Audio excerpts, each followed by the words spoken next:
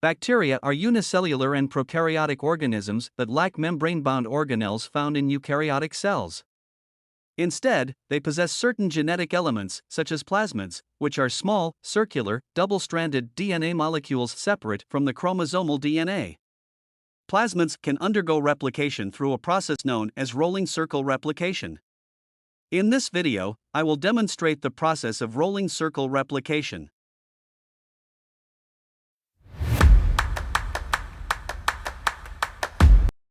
DNA replication initiates when the Rep-A protein binds to the origin of replication or ORI, a specific section of the plasmid's double-stranded DNA. Rep-A is synthesized from a gene carried by the plasmid itself. Having bound to ORI, Rep-A introduces a single-strand break, NIC, in one of the DNA strands. The Rep-A protein remains attached to the 5' end of the NIC strand. The 3' end of the NIC DNA strand, now equipped with a hydroxyl group, serves as a primer for the DNA polymerase enzyme of the host cell. The host DNA polymerase utilizes this primer to initiate synthesis of the complementary strand. Rep-A recruits a helicase enzyme that facilitates the unwinding of the DNA at the replication fork. Single-strand DNA binding proteins are recruited to coat the exposed single-stranded regions, thereby stabilizing them.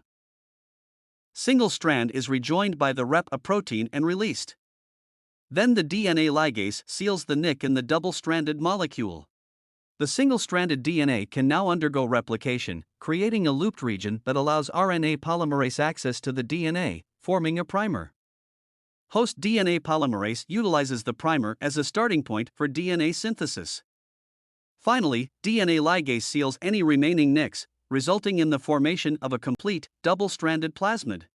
Each of these plasmids can undergo replication through the same methods, resulting in the generation of numerous copies of the plasmid.